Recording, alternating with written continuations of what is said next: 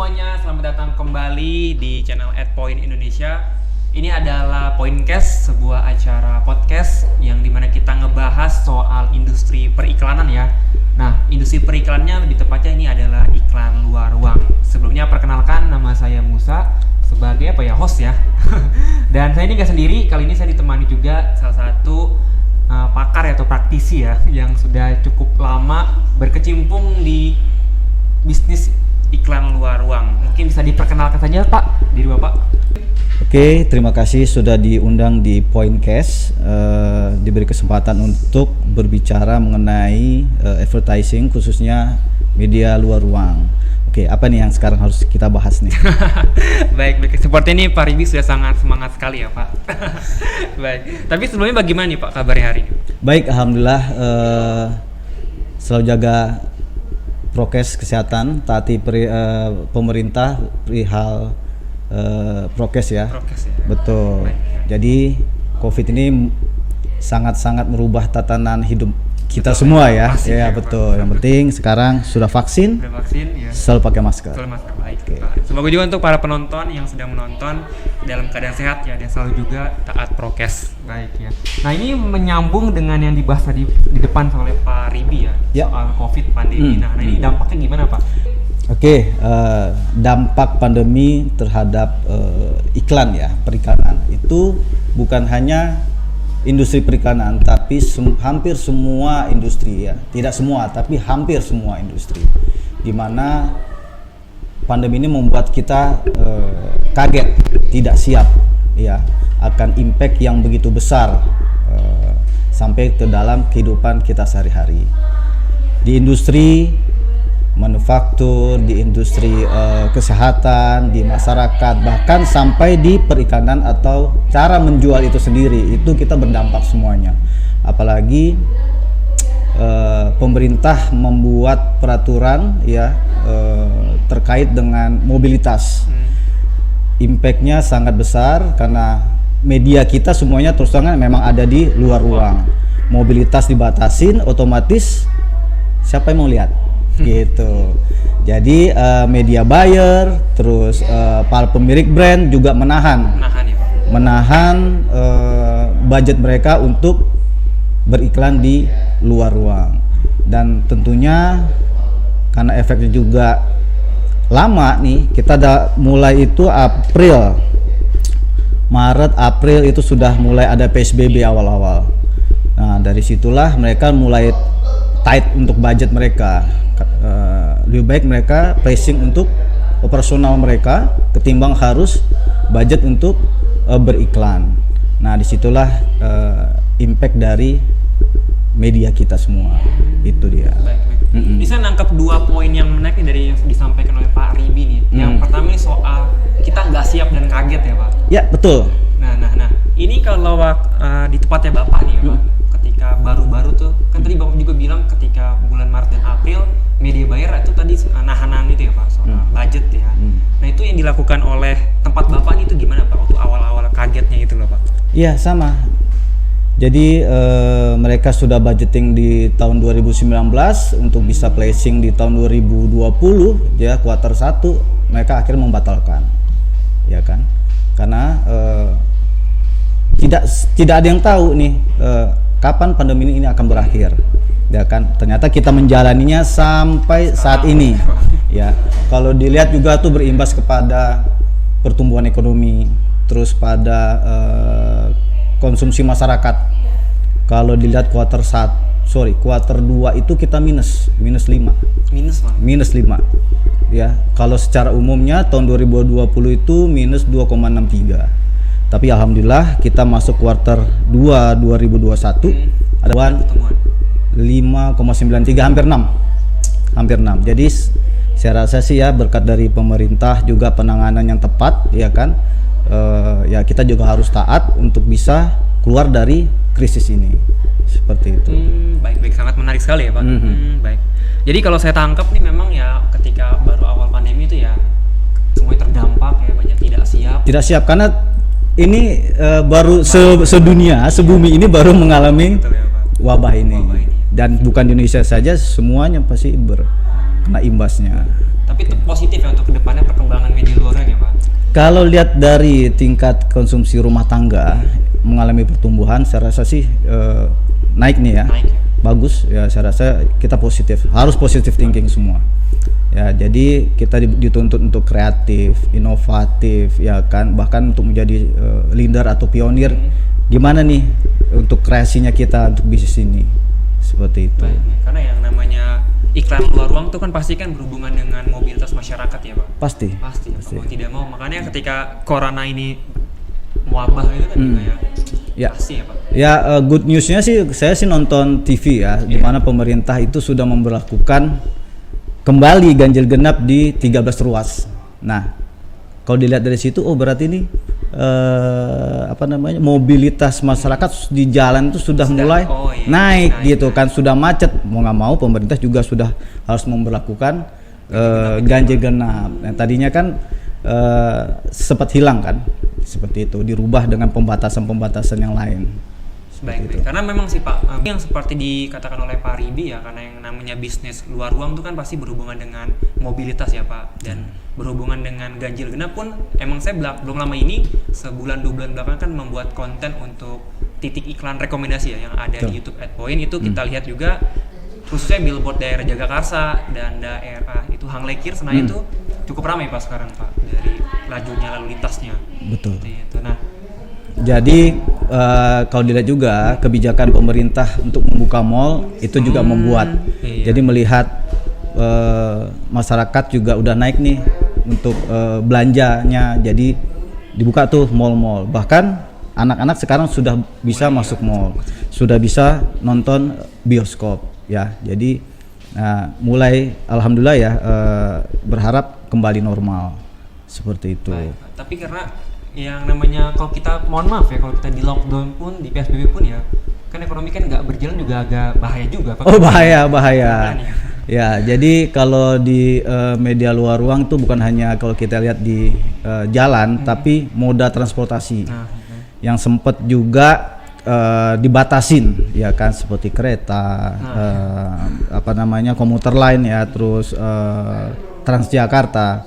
Nah sekarang ini memang kita harus new normal. Ya, kita ngikutin protokol-protokol yang ada untuk bisa kita kembali beraktivitas seperti sebelumnya. Tapi jangan lupakan itu, sudah vaksin, pakai masker, ya kan, tetap harus ditaatin. Oke.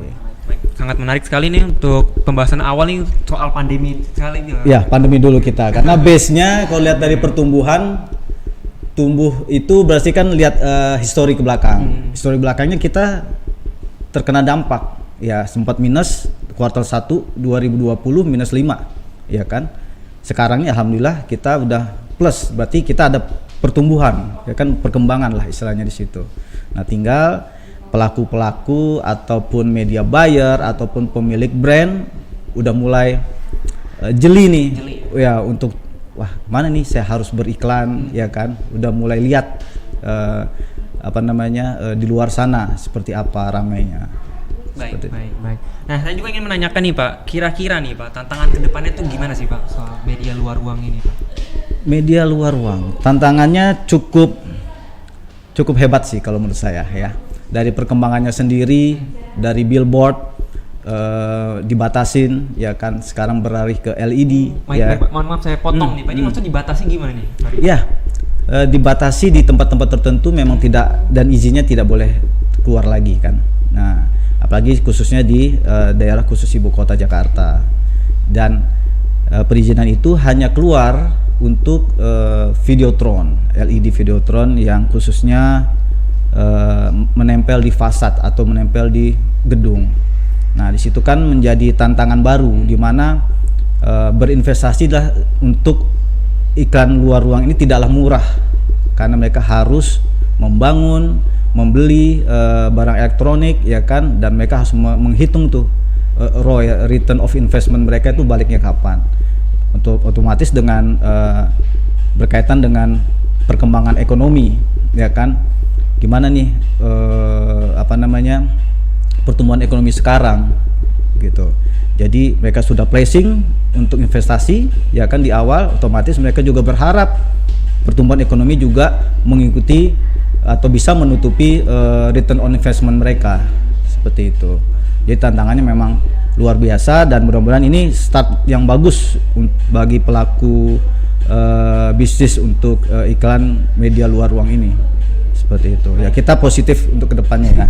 Pasti ya dong Pak Rivi ya. Nah ini berbicara soal pilihan media luar ruang, tadi kan Bapak pun bilang karena kebanyakan sekarang sudah beralih ke LED Videotron ya. Tapi ini kalau boleh tahu nih, belakangan ini tahun 2 tahun belakangan ini paling banyak ya Pak media diminati untuk di luar ruang itu apa ya Pak? Kalau khusus luar ruang ya, khusus luar ruang kembali kalau brand pasti mereka berkaitan dengan budget. Dengan budget lagi ya. Kembali ke budget mereka, lagi, ya kan? Berapa sih budget mereka yang mereka akan placing untuk mengiklankan produk-produk mereka, ya kan? Itu kembali ke sana dan itu juga menyangkut kepada planning brand tersebut ke depannya untuk memasarkan atau menaikkan brand mereka ke masyarakat, ya kan? Jadi kalau dilihat yang efektif, efisien seperti apa, tentunya yang jangkauannya, impactnya tinggi yang mereka pasti akan kejar kan, seperti itu. Otomatis menyangkut kepada lokasinya yang strategis, kepadatan trafficnya yang luar biasa ya kan, atau hal-hal lain lah yang mereka harus ketahui sebagai parameter ya efektif dan efisien itu, seperti itu sih. Jadi kalau khusus media luar ruang ya, mau itu billboard, mau itu Videotron, LED, saya rasa para pelaku pun seperti biro-biro iklan mereka sudah punya strategi sendiri, memasang di tempat-tempat yang strategis kan, khususnya untuk biar brand-brand ini masang sama mereka atau media buyer pun tertarik bekerja sama dengan mereka, seperti itu. Saya rasa sih kalau saya lihat semua strategis sih ya. Jadi memang balik ke budgetnya juga ya Pak, perhitungannya gimana? Iya, saya rasa sih seperti itu. Menyangkut kepada skema mereka untuk strategi berikan mereka sih sebenarnya. Karena kan iklan tidak hanya di luar ruang, tapi juga ada televisi, ada radio, ya kan, yang jangkauannya lebih luas, lebih bisa se-Indonesia lah istilahnya gitu kan. Nah media luar ruang ini kan hanya tidak seperti itu, apalagi ada media digital sekarang, digital marketing ya kan ya. Jadi tantangannya saya rasa ya cukup hebat, saya rasa seperti itu. Banyak saingan ya Pak ya? Banyak saingan ya, tinggal seberapa sih markom mereka itu bisa mengetahui impactnya seperti apa. Kalau media luar ruang otomatis kalau kita lihat orang Jakarta hidupnya banyak di jalan. Betul, kan ya, Pak. Ya, makanya kan ada istilah tua di jalan. Ya, tua di jalan ya kan. Pagi 1,5 jam udah pergi sendiri ke kantor, pulang 1,5 jam lagi udah hampir 3 jam rata-rata. Terus yang di moda transportasi misalnya dari Bogor mau ke Jakarta ya kan, mereka sudah spend waktu mereka cukup lama. Nah di situ mereka bisa melihat sebenarnya, dan para media buyer atau yang punya brand juga bisa tahu, oh ternyata spot-spot itulah yang menarik atau yang banyak impactnya atau banyak dilihat oleh konsumen, seperti itu. Baik, sangat menarik sekali ya pembahasannya. Nah ini saya berbicara soal budget nih, berhubungan juga Pak dengan biaya ya, atau uang yang dikeluarkan untuk beriklan di luar ruang. Karena kan saya sebagai sosmednya dari Adpoint kan suka melihat ya Pak, reaksi atau pendapat orang lain yang punya stigma soal iklan luar ruang tuh yang agak mahal nih Pak biayanya. Menurut Bapak gimana tuh Pak? Mahal tidak apa-apa, yang penting seksi. Bener kan ya? Apa maksudnya? Seksi dalam arti begini. Kadang-kadang kalau kita lihat digital marketing gitu ya, ada konten atau apa, ada iklan. Kadang-kadang mereka nggak suka, mereka skip ya. Lewati ya Pak. Atau ada tanda silang di atas, mereka akan tekan itu kan. Tapi kalau di jalan mau nggak mau ataupun di moda transportasi, ya itu agak sedikit membrainwash mereka. Kenapa? Ketika mereka pergi dan pulang lewat situ. Betul. Ya kan? Ketemu lagi, lihat lagi, ketemu lagi, lihat lagi. Di moda transportasi juga sama, ya kan? Misal di komuter line, ya kan? Di setiap gerbong ada, ya kan? Mau nggak mau mereka juga akan istilahnya bukan terhipnotis, mereka akan selalu lihat ya kan produk tersebut, ya kan, mau nggak mau mereka akan baca, ataupun lagi bengong iseng mereka akan oh iya ini bagus ya atau seperti apa. Jadi jangan dilihat murah atau mahal, tapi lihatlah impactnya, ya kan ya. Maka saya bilang itu lebih seksi daripada digital marketing. Kalau menurut saya karena saya pelaku, ya kan seperti itu. Saya juga ngamatin juga karena ya emang semua orang pakai handphone, ya kan. Semua orang punya media sosial, ya kan. Kadang-kadang pun mereka skip akan hal-hal yang wah iklannya terlalu banyak. Gua ambil yang premium aja deh, atau gua ambil yang apa, ya kan ya, seperti itu. Iklan, ya, untuk menghindari iklan, ya kan. Seperti itu sih. Jadi memang memiliki kelebihan masing-masing. Tetap diperhitungkan untuk media luar ruang, dan para pelaku juga pasti melihat hal-hal seperti itu juga. Baik. Nah ini berbicara soal dampak dan impact yang Bapak bilang tadi. Tapi di masa sekarang nih menurut Bapak tuh kan kita saingan juga sedang digital marketing itu dan sedang pandemi juga. Apakah itu masih efektif Pak untuk beriklan di luar ruang? Masih efektif, masih sangat efektif kalau menurut saya.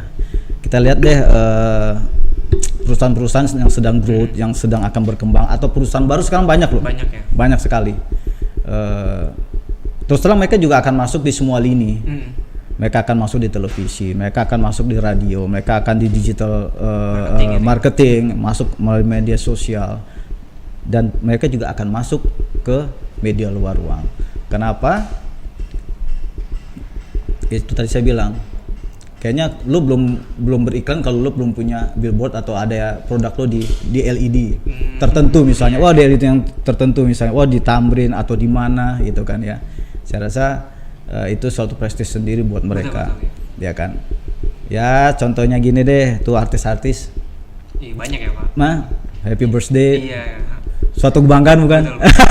Jadi kayak jadi cara yang baru gitu ya Pak, yang berbeda ya untuk meluapkan. Tinggal para pelakunya ini ya bersaing secara sehat, ya kan. Terus lebih kreatif, lebih inovatif lah akan titik-titik yang mereka punya, ya, ataukah isi kontennya atau seperti apa. Saya rasa itu membuat lebih seksi lagi menurut saya. Baik ya, lebih seksi lagi ya. Iya, lebih seksi lagi.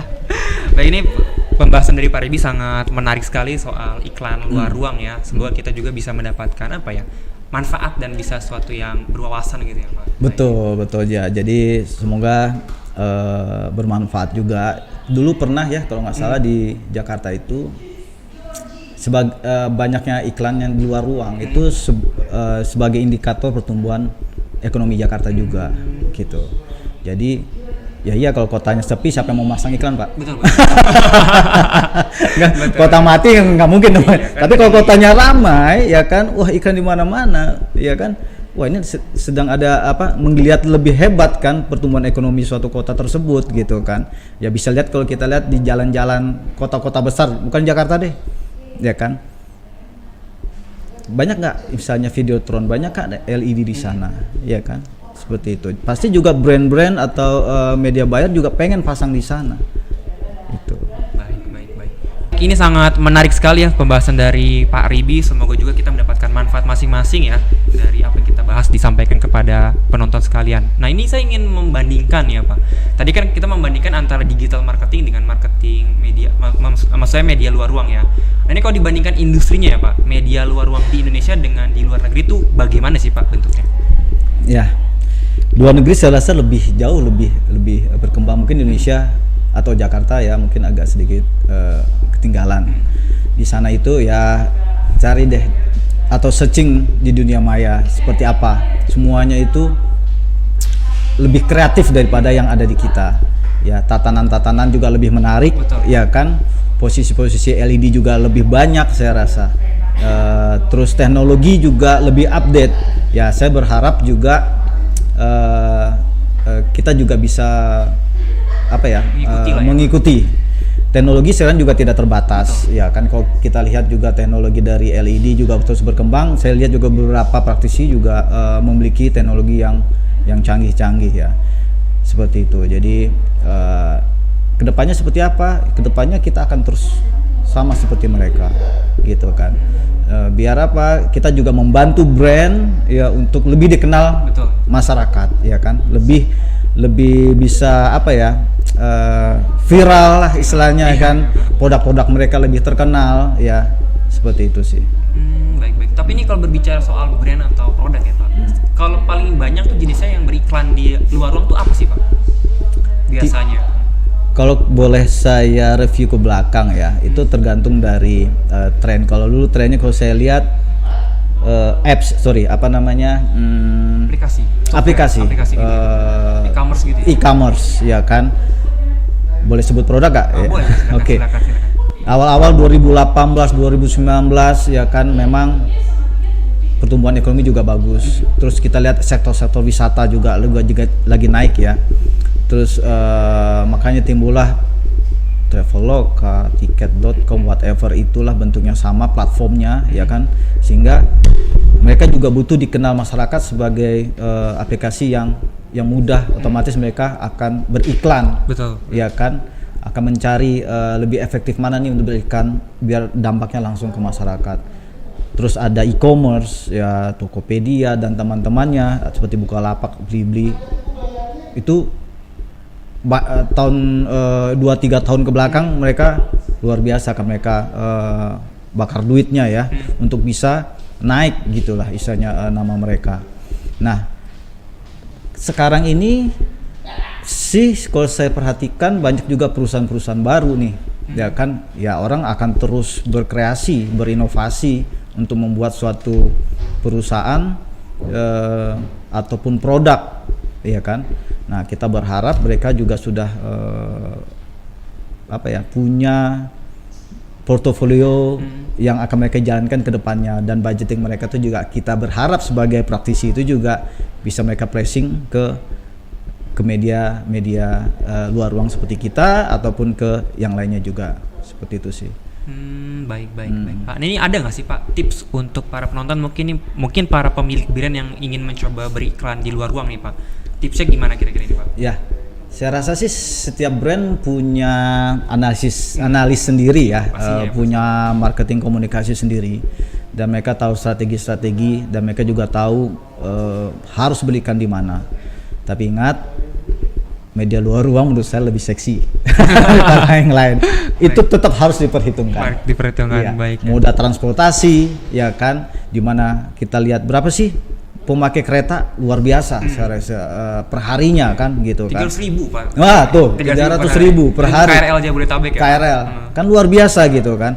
Terus itu langsung lah impact di Israel, maksudnya mereka lihat langsung. Terus kemacetan Jakarta sudah mulai terasa, ya kan. Tadi pernah dikasih tahu ya, tua di jalan. Ya mungkin kembali kita akan tua di jalan nih. Kalau lihat pandemi kemarin, jalanan lowong kan. Ada lowong ya lowong. Terus orang semua work from home, ya kan. Sekarang mungkin masih ada sebagian, tapi kalau saya lihat tadi mau ke kantor, saya rasa sih sudah ini udah normal ya, Pak. Apalagi anak sekolah sudah mulai masuk ya Pak, tatap muka ya. Disitulah mudah-mudahan ada pertumbuhan ekonomi yang progresnya lebih bagus ya, untuk sampai ini kita 2021 mau selesai ya, mudah-mudahan angka pertumbuhan ekonomi kalau tadi saya lihat itu masih 5 saya lupa berapa ya bisa terus grow tahun 2022. Mereka punya optimisme sehingga mereka sudah membangun atau menyiapkan budget untuk tahun 2002. Ya saya rasa itu lagi ya, program-program pemerintah harus kita taatin juga. Kita butuh kebijakan dari pemerintah juga untuk agar ekonomi kreatif naik kembali, pariwisata. Saya dengar juga Pak Sandiaga Uno juga sudah mulai ya kan untuk berkampanye pariwisata, dan beberapa negara juga sudah dibuka nih bisa masuk ke Indonesia. Nah itu juga bagus juga menurut saya ya. Mudah-mudahan ya kita selalu positif ya kan, berkembang terus deh. Baik. Pasnya ya Pak. Kita berharap juga untuk ekonomi pun terus tumbuh ke depannya. Betul. Baik, mungkin itu saja yang bisa kita bahas ya Pak Ribi untuk hari ini terkait industri iklan luar ruang. Ini terima kasih banyak sekali untuk Pak Ribi sudah mau datang di Pointcast ya. Semoga teman-teman yang nonton, semoga untuk Anda sekalian yang menonton bisa memetik ilmu ya atau manfaat Pak Ribi ya. Mungkin kita bisa bertemu kembali di next episode ya Pak Ribi ya. Terima kasih sudah diundang, jaga kesehatan ya, tetaplah beriklan. Tetaplah beriklan ya. Iya. Baik, terima kasih banyak, sampai jumpa kembali Anda sekalian. Your advertising experience.